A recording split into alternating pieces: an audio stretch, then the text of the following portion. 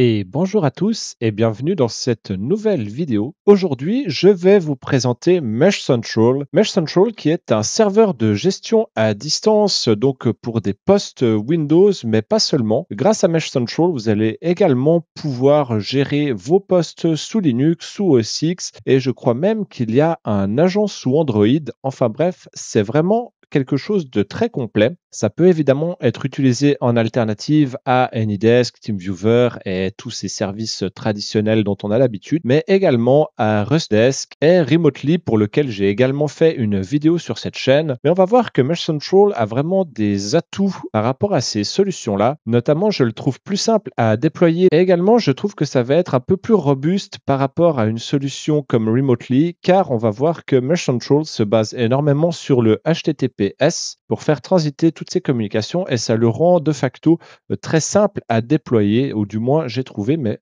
n'hésitez pas à me dire en commentaire ce que vous en avez pensé. Donc on va voir que Mesh Central, c'est relativement simple à déployer, mais en creusant un petit peu, vous allez vous rendre compte que la solution, elle est extrêmement puissante. Le développeur a notamment une chaîne YouTube que vous retrouvez évidemment sur son GitHub, sur laquelle il vient présenter sa solution et tous les réglages avancés qui sont possibles de faire. Et croyez-moi, vous n'avez pas fini de découvrir des fonctionnalités à ce niveau-là. Donc c'est un peu une solution qui est, je trouve, easy to learn, hard to master. Et ça, c'est vraiment assez bien parce que vous allez vraiment pouvoir la configurer aux petits oignons en fonction de vos besoins et il y a un tas de petites options qui sont vraiment extrêmement sympathiques. Et donc voilà, aujourd'hui, on va partir à la découverte de Mesh Central. C'est parti.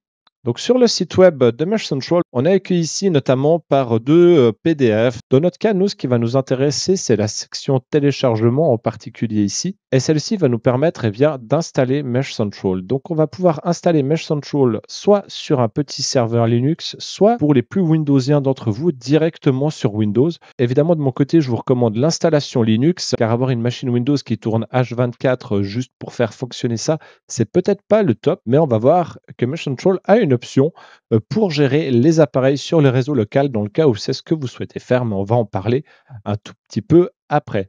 Donc voilà, vous avez déjà les deux possibilités, soit faire une installation un peu propre sur Linux, soit pour tester, ou si vous avez un serveur Windows, eh bien vous avez l'installeur Windows que j'ai testé et qui est également très facile à déployer, hein, donc que vous retrouvez ici.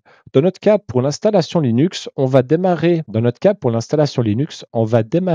petit container LXC Debian 12. Donc, j'ai déjà téléchargé ici le template sur mon serveur Proxmox. Et de votre côté, vous pouvez installer ça sur pratiquement n'importe quelle plateforme Linux, même des Raspberry Pi sont supportés ou encore. Mais dans notre cas, on va se contenter d'un petit container LXC que l'on a ici. On va donc venir créer un petit container LXC. Dans ce cas-là, on va réutiliser l'ID 102 qui nous est suggéré ici et on va donner un nom d'hôte à notre container. Dans le cas de l'installation de Mesh Central, le nom d'hôte va être important si vous souhaitez manager des appareils en dehors de votre réseau local. Donc dans ce cas-là, pensez à ça lorsque vous allez créer son installation, à lui donner un nom qui corresponde à l'infrastructure que vous allez avoir envie de déployer. Donc dans mon cas, le nom d'hôte, je vais définir Mesh Central. On va venir définir le mot de passe ici avec le mot de passe habituel, mot de passe 1. En fait suivant, on va venir sélectionner notre template Debian 12. On va créer un disque de 16 Go. Vous allez voir en effet que Mesh Central est vraiment très peu gourmand en termes de ressources, donc n'ayez pas de crainte à ce niveau-là. On va tout de même attribuer à notre serveur 2 cœurs et on va venir lui attribuer 2 Go de RAM. On continue.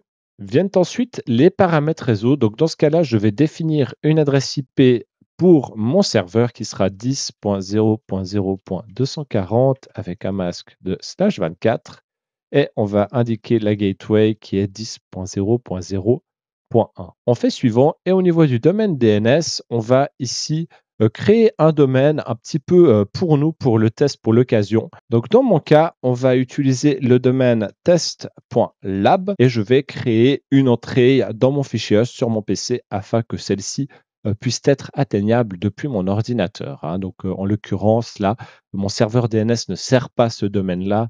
Donc, il ne fonctionnerait pas directement. Donc, à nouveau, veillez-vous à avoir une structure DNS bien établie pour mettre en place une fonctionnalité avec du WAN. Et au niveau du serveur DNS, on va indiquer 10.0.0.1. 1 et on fait suivant, on peut confirmer et puis on va démarrer notre container directement après la création. Voilà, notre container a démarré. On se trouve donc sur la mire de connexion de notre serveur. On va se connecter en route avec le mot de passe que l'on a défini avant et nous voilà connectés.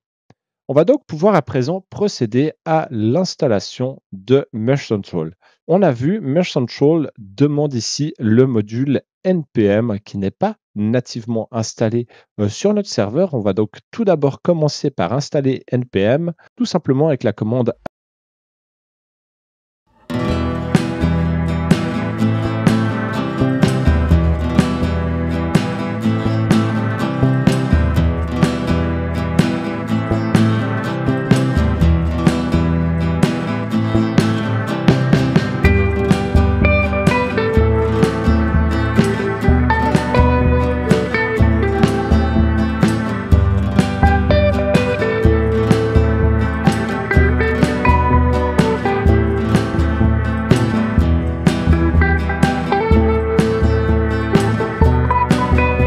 L'installation de NPM est terminée. On va pouvoir venir récupérer tout ce qui est nécessaire pour notre serveur Mesh Central. Donc pour ce faire, on va venir récupérer ici notre petite commande npm install Mesh Central que l'on vient directement coller ici.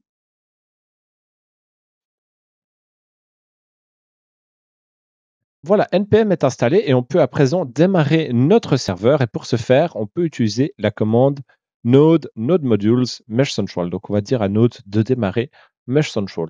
À savoir que cette commande, il va être nécessaire de la rentrer à chaque fois que vous redémarrez votre container.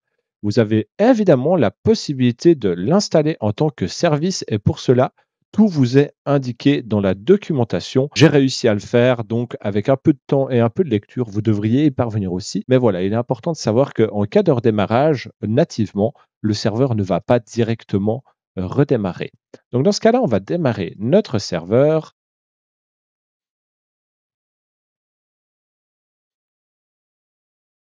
Voilà, notre serveur Mesh Central a démarré. On a ici plusieurs informations qui sont importantes. La première, ça va être que Mesh Central a démarré ici en mode LAN. En mode LAN, le serveur va découvrir les agents qui sont connectés sur le même réseau local. En mode hybride, il va fonctionner à la fois en découverte et en attendant des connexions des agents à distance. Et pour ce mode-là, il est nécessaire absolument d'avoir une configuration DNS fonctionnelle, hein, je le répète à nouveau. Et vous avez évidemment la possibilité de ne passer que en mode WAN, mais j'aurais tendance à vous recommander le mode hybride afin d'avoir toutes les possibilités. On nous dit ici que le serveur n'a pas d'utilisateur et que le prochain compte sera le compte administrateur et que le serveur a démarré sur le port 443. Et donc, avant d'aller un tout petit peu plus loin, on va tout d'abord configurer un petit peu notre serveur pour qu'il fonctionne dans le mode que l'on souhaite. En l'occurrence, on ne souhaite pas avoir du LAN mode, on souhaite avoir du mode hybride.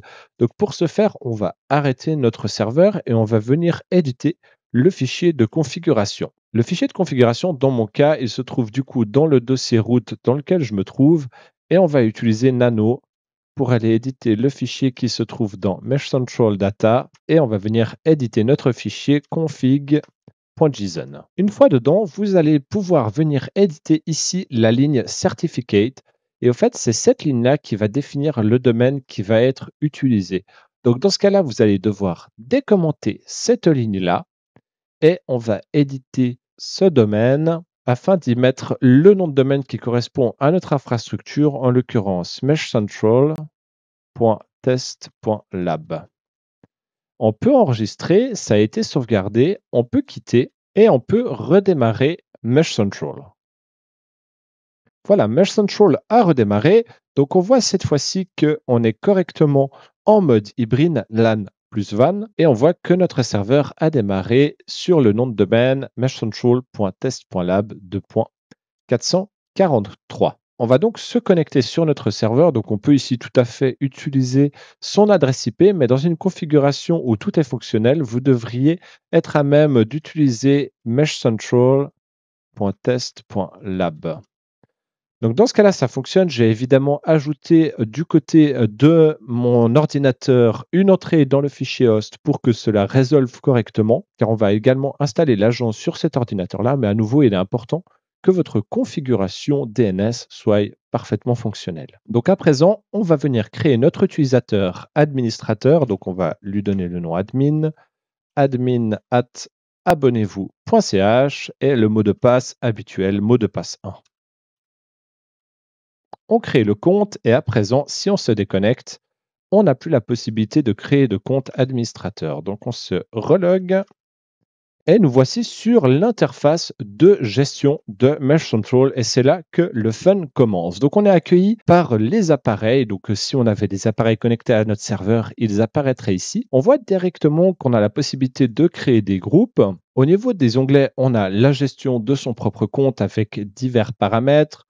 Un petit service de log. On a ici la possibilité d'avoir un gestionnaire de fichiers. Donc, en l'occurrence, on accède ici aux fichiers de notre serveur Linux, hein, comme on peut le voir ici. On a la possibilité ici de gérer les utilisateurs et vous allez voir que si vous plongez un petit peu là-dedans, vous avez la possibilité de régler très très finement les droits des utilisateurs, notamment avec ce qu'ils peuvent faire, pas faire, etc. C'est vraiment très très bien foutu.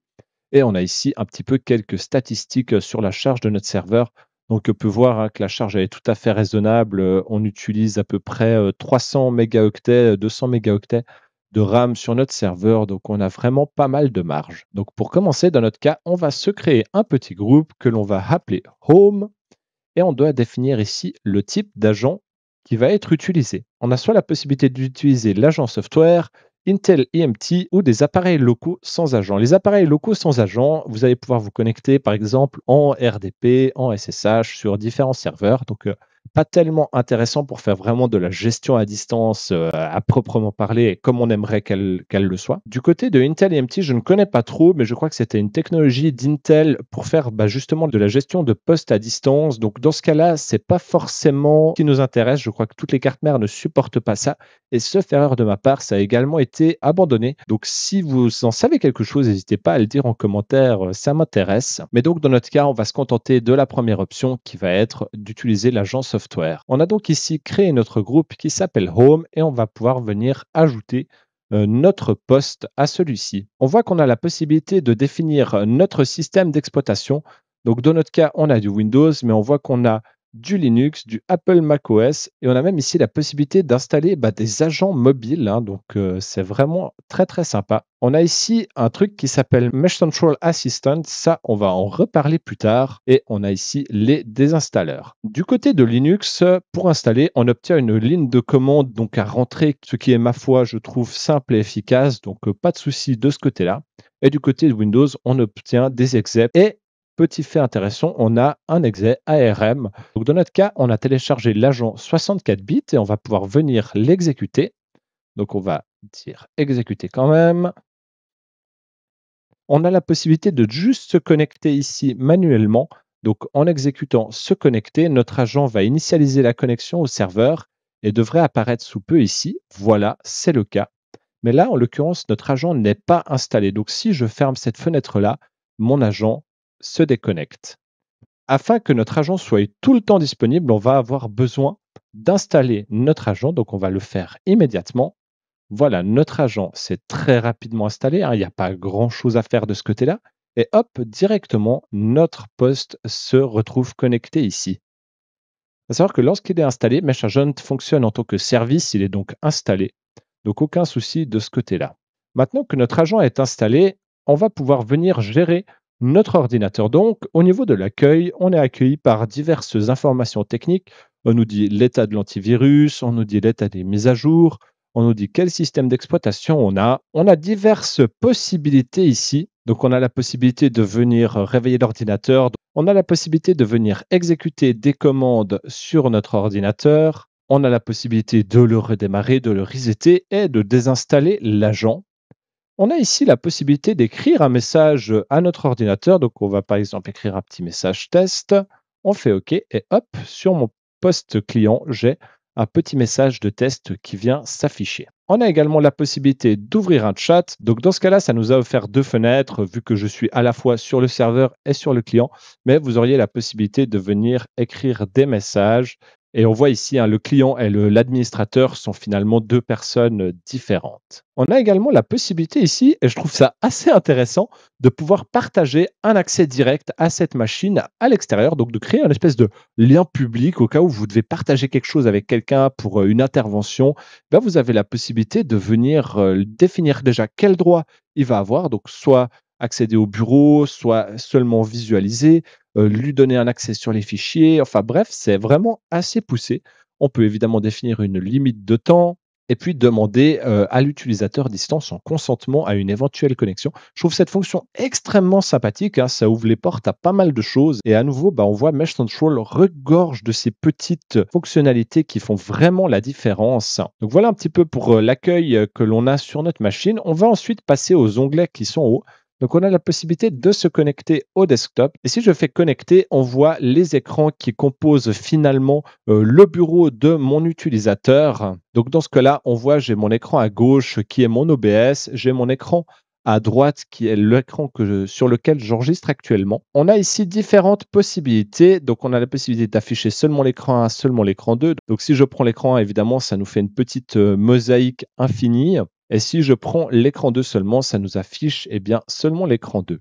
À nouveau, on retrouve ici toute une flopée de petits raccourcis qui vont nous permettre de partager différentes choses. On a la possibilité de faire un enregistrement, d'ouvrir une page web directement. Enfin bref, il y a vraiment tout un tas de choses qu'on peut faire directement. C'est vraiment assez fabuleux, je trouve. Et évidemment, on a les traditionnels raccourcis ici et les fonctionnalités de récupération de clipboard, donc pour les fonctionnalités de copier-coller et ce genre de choses. Une fois déconnecté, on voit ici qu'on a la possibilité de se connecter en RDP, hein, donc on peut initialiser une connexion RDP directement depuis là. Donc dans notre cas, ça ne nous intéresse pas spécialement. On a la possibilité de se connecter au terminal et en terminal, eh bien, on arrive sur notre ordinateur dans le dossier d'installation de Mesh Agent et on peut venir interagir avec notre PC à distance en ligne de commande directement. On a ici également un explorateur de fichiers qui nous permet de nous connecter à l'arborescence directement de notre poste distant.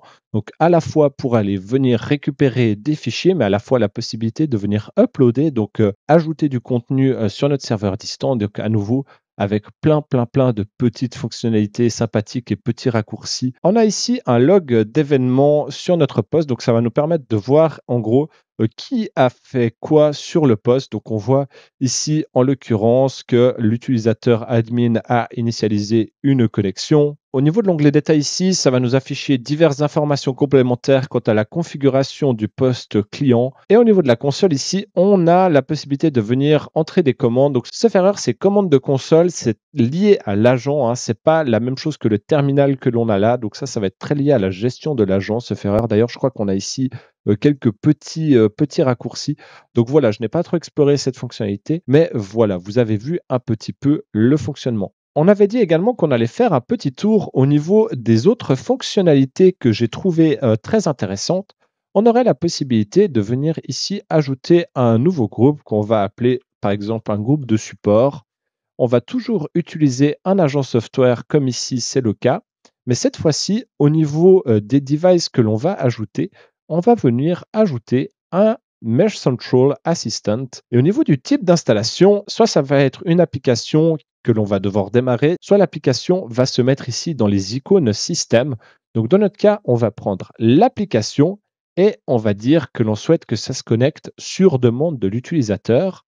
On va télécharger notre petit agent de support et on va l'exécuter. Voilà, à présent, l'utilisateur peut ici effectuer une demande d'aide. Donc, on peut ici cliquer sur demander de l'aide et on peut dire ici j'ai un souci avec le bouton abonnement de la chaîne. On fait OK et sur le serveur, j'ai ici une requête. On voit ici que notre poste nous dit j'ai un souci avec le bouton abonnement de la chaîne. Si on clique dessus, on arrive directement donc sur notre agent. On voit qu'il appartient au groupe support et si on revient ici, on voit que notre agent est maintenant connecté dans notre onglet support. Et donc, si on se connecte dessus, on peut venir demander la connexion. On voit à présent qu'on a une session à distance qui a été initialisée. L'utilisateur sait qu'on a pris la main sur son poste. De nouveau, je trouve ça, ma foi, vraiment très bien pensé. C'est simple et efficace.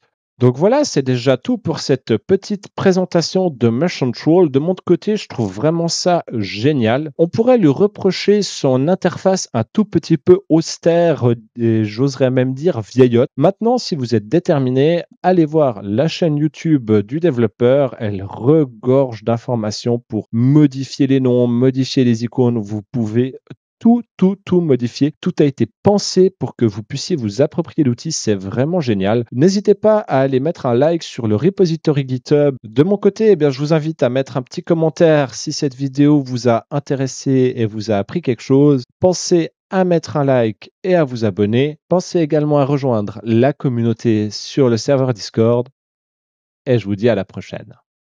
Ciao, ciao.